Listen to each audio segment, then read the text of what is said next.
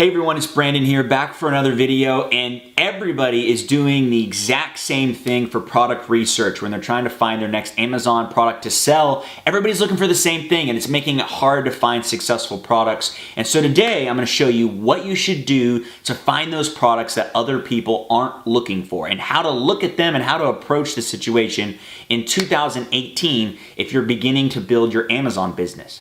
All right, so we're gonna start with demand. Now, demand is the number one criteria you should be looking for a successful product to sell on Amazon in 2018. We do not wanna sell products that don't have demand because we're gonna be selling a product that there's just not people going and searching Amazon for and purchasing it. And so we wanna find products that have proven demand.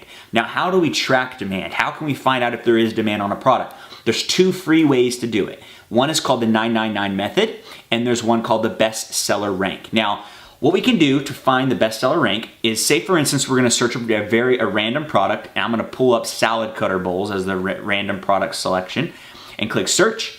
Now it's gonna pull up a bunch of different salad cutter bowls, and so I'm gonna actually go to this one right here, which is labeled the bestseller. If we scroll down to the bottom, it's gonna show you a bestseller rank.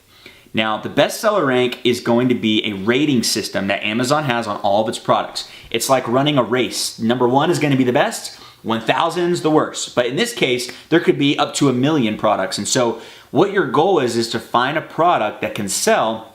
When you're analyzing these products, you want it to have a low bestseller rank, because that means that they're towards the top and they're selling the most products. And so for instance, the best seller of the salad cutter bowl, they're in number 312 in kitchen and dining. They're in number 1 of kitchen and dining, subcategory, tabletop, subcategory. What we want to do is look for products that are in our broad category and high number. So 312, there's thousands and thousands of products, maybe even hundreds of thousands in kitchen and dining.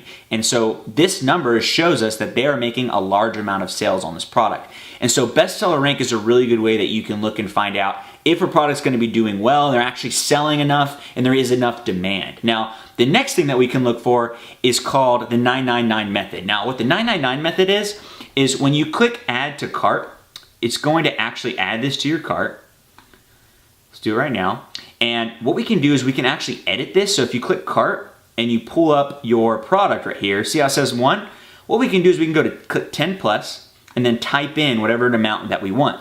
Now, what happens is sometimes the seller will hide how much inventory they have, or they may have over 1,000 in stock. And so this method will not work if that is the case. But oftentimes this will work. And so you can click update, and it's gonna show you the seller has a limit of 4 per customer. So they're actually hiding how many they have in their inventory because they placed a limit on 4 per customer. So let's actually look up a different product right now, and I'll show you an example. So hair brush. If we click a particular hairbrush, say we'll do this one right here, and then we do the same thing, add to cart. You go to the cart, we edit it. We're looking for the ability to type in a random number, 999, update. Seller has a limit of 3 per customer, so they have also blocked it as well. So let's go to a third one. Let's do the collagen that we just looked at. So if we go back to the collagen, and we type in 10 plus, and we type in 999, boom, right there. This seller only has 271 of these available. So now we know there's 271 of our competitor's product, potentially. And so what we can do is we can set up an Excel spreadsheet and track it. Today, on this day, at this time, there's 271. Tomorrow, at the same time, preferably, count how many there is. Maybe there's 261 tomorrow. That means they sold 10 in one day. Next day, they have 251. They sold another 10. Next day, they have 240. That means they sold 11 that day. And so we track it for a week, 2 weeks, 3 weeks, 4 weeks even, and find out how many are these products actually selling per day. And you can do this for multiple of your competitors to find out, is there demand? Is these products selling? These are completely for free, guys. Now, the next thing that you could do is you could use Jungle Scout. Jungle Scout's paid. And on Jungle Scout, you can actually track different products. And this is the salad cutter bowl. And it'll show you how many daily sales. If you put it in the ASIN number into the product tracker. So here's the ASIN number. What we do is you scroll down to the bottom where the bestseller rank was. Remember that? It's right here. You just copy and paste this right here into the Jungle Scout product tracker, and then you could actually select 60, 30, 14, 7 days. And there's 3 different categories. There's inventory, there's units sold, and the bestseller rank. And so you can kind of keep a track of how many units are they selling for this particular product and kind of make sure that there is proven demand for that product. So the next thing that you need to be looking for if you're trying to start your first Amazon business in 2018 is you need to find competition. Now, competition is not necessarily a bad thing. When we say competition, you want to make sure there's not too much competition. We're not necessarily saying that if there's a bunch of people selling that product, it's a bad product for you to start with. You want to understand, is the competition something that the way they're selling their product, can you fit in with them? Is it possible to create a product that stands out from your competition and you can fit in with them? Out of all those competitors, how many are doing well? So say for instance your product, you pull up a product and you look at the numbers on the Jungle Scout Chrome extension, which we'll pull up right now. And say for instance, let's actually do it right now. Salad cutter bowl. Now we're gonna run the Jungle Scout Chrome extension right now. And if you pull up the Jungle Scout Chrome extension, it's gonna show you all of the salad cutter bowls and how many sales that they're making. What if there's 40 sellers selling salad cutter bowls and only 5 out of 40 or only 3 out of 40 is making $60,000 in revenue, $50,000, $40,000, and everybody else is making $800, $1,000, $2,000 max, right? And so 3 sellers are just dominating and crushing it. That would be potentially a product you'd want to avoid because there's only 3 sellers dominating and all the other people that are in there are not making sales.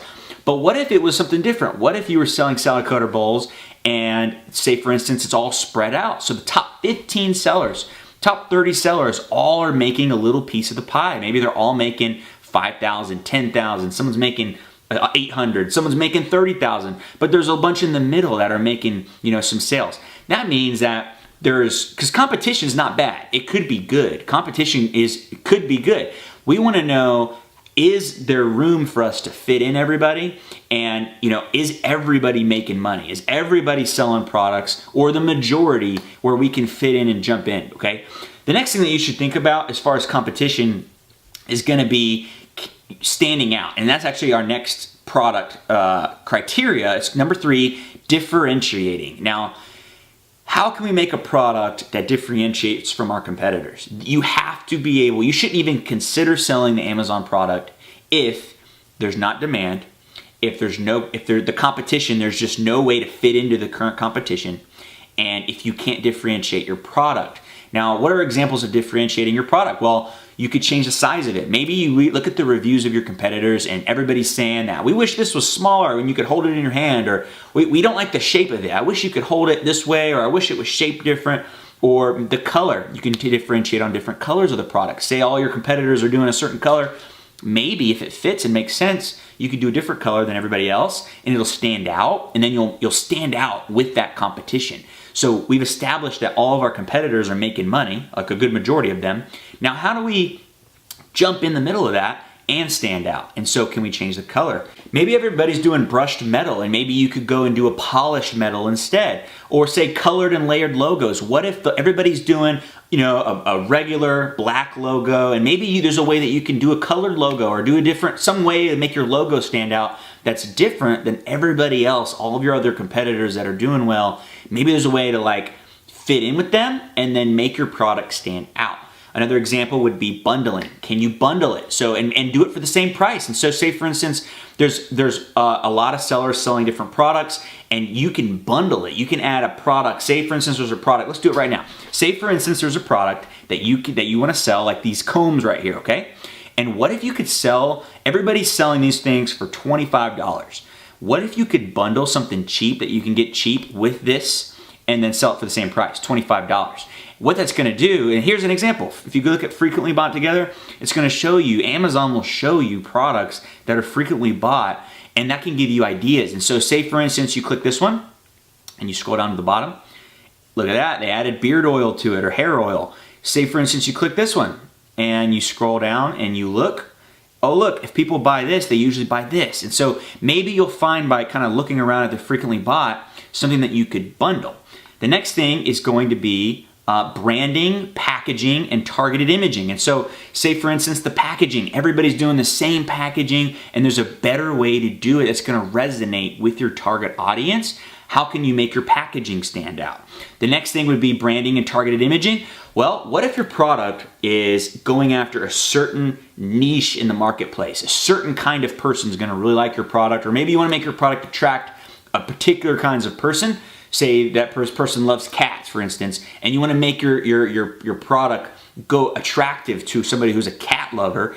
How can you make your product and your branding be attractive and stand out? And so that's what we're trying to do. And if you can't find a product, say if your product has good demand and say your product has good competition and you can fit in the competition, but you can't differentiate it, then you do not have a good product to sell and you need to start all over, start back at the top. Next, number 4, product line potential. So we got to think long term, guys. We're not just Amazon sellers. We're not just private labelers.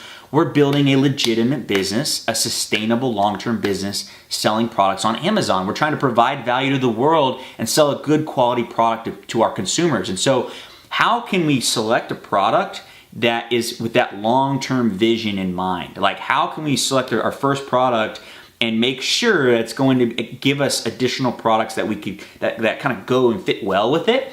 And this is similar to bundling, but it's a completely different product. So we're not going to get 2 products and put them together and sell it. It's going to be this product. If we start this product and frequently bought is this other product, and we decided we're going to do that next in our next product in our product line. So when you're looking at your criteria, you should definitely consider products that have future product line potential. And the more products that you add to your product line, it ends up building your brand overall. And when you have a brand, you have a legitimate business, you have the potential to exit. Someday you can sell your business and you can sell it for 2 to 3 times your profit that you make per year. You could sell your business and get out and you have a legitimate packaged brand that you can sell. And so it starts with product line. How do you select a product that you can add additional products to and make a product line? So when you're looking at the products, for instance, this one right here, maybe you don't want to bundle this together, but here's your second product in your product line right here. See? So this is your first product, and then there's your second product in your product line. You want to research that second product to see if there's an opportunity there. So if there's an opportunity here and there's an opportunity there, you just found a good candidate for a product to build a long-term, sustainable, profitable business that provides value to the world and provides value to the marketplace. So the last thing that I wanted to show you is going to be margins. Margins, and this is not margins because, oh my gosh, we're greedy and we want to make so much money off all these products and we want to be ripping people off and tricking them into buying our products. We're trying to find products that have margin because we can't afford to pay our bills and advertise the product and add more products to our product line, so that our goal is to find products that we're selling that are going to provide value to the world. And if we can't make profit off our product, we don't have any money to start another product that can provide even more value to the world. And so it's not in the aspect of we want as much product as possible or profit as possible because we're greedy. No, you have to run a legitimate business and to advertise, to do your PPC, to do your Facebook ads. You're going to need money and you're going to need capital, and the capital is going to come from your profit margin that you built into your product. Now, what is a healthy profit margin? 30 to 50%. The more the better. And don't confine it. If you find a product you can make more than 50% margin on, obviously go for it. You may find products sometimes that are 20% margin and you may still go for that just because you want to have your product in this more competitive marketplace. So the hot spot though is 30 to 50% margin. You want to make sure that you leave room for advertising and shipping costs. And so what usually happens is a lot of products that are $15 or less, there's just not enough margin there to be able to launch the product, do your PPC, and actually make a decent amount of revenue on this, or income, profit on the product. And so you want to usually, it's not set in stone, but you want to usually avoid products that are under $15. Anywhere from $15 to $50 is a great range. Now that doesn't mean you can't sell products that are hundreds of dollars or $800. It's just the easiest and one of the probably the most for a profitable and easiest for a beginner is going to be like $15 to $50. And so that's going to be your profit margin. Now, we have a student in my Amazon course from the very first launch. Right now, the Amazon course is closed, but it will be reopening soon. One of our students literally made $12,000 their first month in gross revenue on their first product. Their profit margin is 47% profit margin. Now, the opportunity is real. They found this product with this kind of understanding in mind. They went through the entire course and learned everything. And so that's just an example. There are products, and they use Jungle Scout to find these products as well. And so if you keep this in the back of your mind and you're looking for products and you're planning long term, you're gonna be able to do your product research successfully in 2018 if you're trying to sell products on Amazon. I hope that this video helped expose and help you understand the truth about finding successful products in our current marketplace, the current landscape of Amazon. It's ever changing, and there's a lot more people in now, and there's a lot more people searching for the same criteria. And if you're looking for this kind of criteria, then you're gonna be in the best position to succeed long term and find products that not everybody else is finding. Now, there's many tools that you can use. Jungle Scout Chrome extension is a powerful tool. If you pull up the salad cutter bowl and you click the Jungle Scout Chrome extension, this Chrome extension can pull up a lot of data for you at a quick glance. So you can see, hey, here's how many sellers are, this is the average price per item. This is how the best seller rank on all these sellers. This is how much revenue they're doing. This is how much fees it costs to sell this product. Also, another tool that you can use right here is called the Amazon Seller Browser. The Amazon Seller Browser, it puts this right here on your on these products that you're searching for. So if you type in and your salad cutter bowl and you're starting your search kind of at the top of the funnel and you're going down, what you can do is at a quick glance you can see what the best seller rank is, and the more you see them, the more you'll start to know, okay, that's selling good, okay, that's not selling good. So when you're searching through Amazon looking for ideas of products to sell, it's gonna make it way quicker for you. So see how it says 66,000, 2,000, 8,000, 45,000, 12,000, 2,000. So obviously someone who's doing 2,000 bestseller rank and versus this person, which is 12,000, these people are selling more units for their product that they're selling. And so that's another tool that you can use right now for free that's going to help you analyze these products and help you do your product research and find good products long term. So I'm super excited, guys. The next video, I have a special announcement and an offer for you. And so you want to make sure you see the next video. Also, make sure you comment down below. We're doing a giveaway. $50 goes to the best comment in the comment section down below. So make sure you comment down below and hit the thumbs up button on this video for a chance to win 50 bucks. I will PayPal you $50 if you have the best comment. It can be completely random. It can be a question. It can be something that adds value to help other people, because our goal here is to help other people build successful Amazon businesses. So you do not want to miss out on tomorrow, or not tomorrow, in the next video, which is going to be in 2 days from now. That's it. Hope you guys enjoyed this video, and I'll see you in the next one.